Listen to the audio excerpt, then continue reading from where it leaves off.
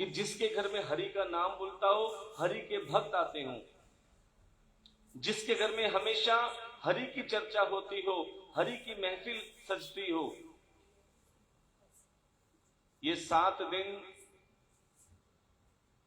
भागवत कथा के द्वारा मेरे ठाकुर ने संत समागम के द्वारा आपको हरि की कथा सुनाई और हरि के दर्शन कराए, क्योंकि हम कुछ करने वाले नहीं हैं, जो भी करते कराते हमारे ठाकुर जी कराते हैं। तो आइए, किस किस के घर में ठाकुर जी जाते हैं? जो संत महात्मा की महफिल में आते हैं, उस महफिल को और कोई नहीं, स्वयं मेरे गोविंद ही सजाते हैं। तो सभी बड़े भाव से कहेंगे, सांवरे की महफिल को सांवरा सजाता है, सांवरे की महफिल को सांवरा सजाता है। किस्मत वालों के घर में शाम आता है, किस्मत वालों के घर में शाम आता है। कौन कौन चाहता है कि ठाकुर जी हमारे यहाँ आए?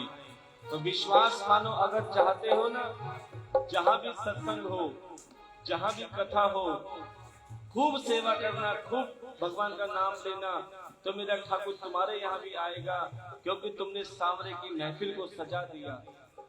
क्योंकि बिना भक्तों के भगवान अधूरे हैं और बिना श्रोता के भागवत कथा अधूरी है। तो सभी प्रेम से कहेंगे, सांवरे की महफिल को मेरा सांवरा सजाता है। हाँ, सांवरे की महफिल को मेरा सांवरा सजाता है। किस्मत वालों के घर में शाम आता है, किस्मत वालों के घर में शाम आता है। जरा उठाइए अपने हाथों को, जो जो बुलाना चाहते ठाकुर जी।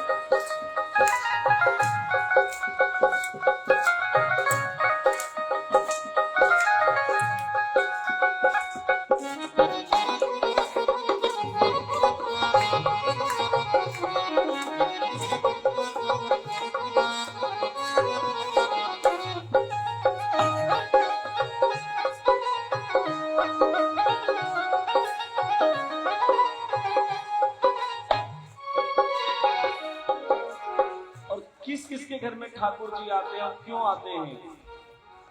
अगर तुम्हारे भाव अच्छे हैं तो मेरा ठाकुर संत महात्मा के रूप में तुम्हारे घर में भी आएंगे, तुम्हारे घर में भी भोग लगाएंगे, क्योंकि तुम्हारा मेरे ठाकुर से गहरा नाता है। क्या गहरा हो नाता बाबा का जिनसे, गहरा हो नाता बाबा का जिनसे, गहरा हो नाता कान्हा का जिनसे, गहरा हो नाता बाबा का जिनसे। मिलने को कान्हा आता है उनसे, मिलने को कान्हा आता है उनसे, उनका ये साथी बन जाता है, उनका ये साथी बन जाता। सभी बोलेंगे, सांवरे की महफिल को मेरा सांवरा सजाता है। सांवरे की महफिल को मेरा सांवरा सजाता है। किस्मत वालों के घर में शाम आता है, किस्मत वालों के घर में शाम आता है। जरा दोनों हाथ उठाते हुए तालियों की सेवा करेंगे।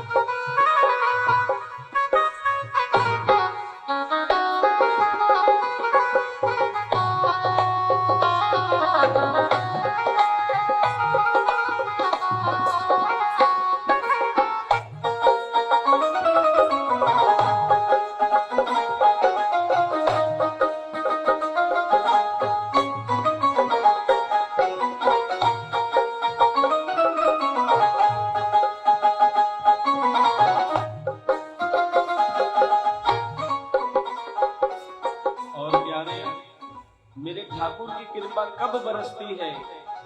जब आपका मेरे ठाकुर से मिलने का मन करता है।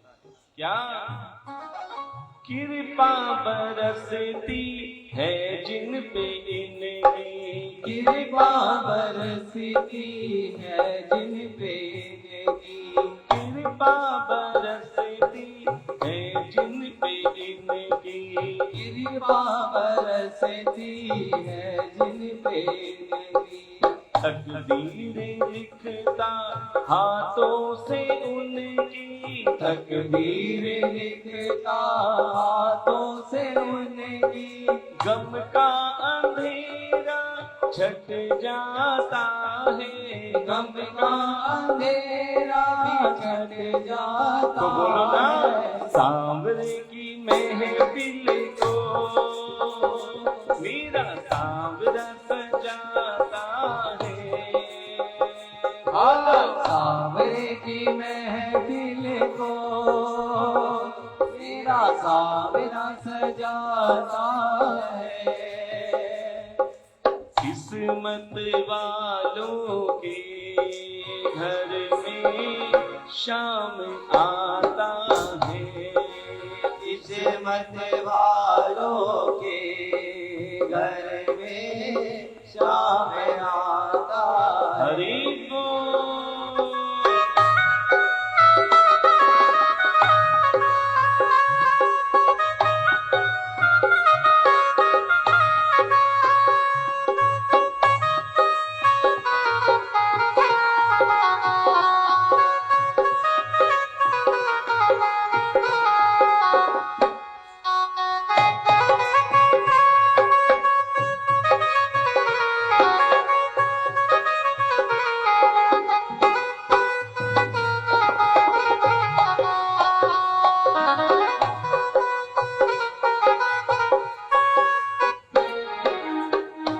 और प्यारे, दो आनंद होते हैं, एक तो भोजन में आनंद आता है और एक भजन में आनंद आता है। और कहते हैं जिसे भागवत कथा में बीच बीच में सत्संग में आनंद आता है, जो अपने मुख से भगवान का भजन गाते हैं, मेरा ठाकुर उनसे बहुत प्रेम करता है। मीरा भजन करती थी, मेरो तो गिरधर गोपाल दूसरो ना कोई, पूर्ण विश्वास था कि मेरा कोई नहीं है गोविंद के सिवा, तो मेरा ठाकुर भी उसका बन गया।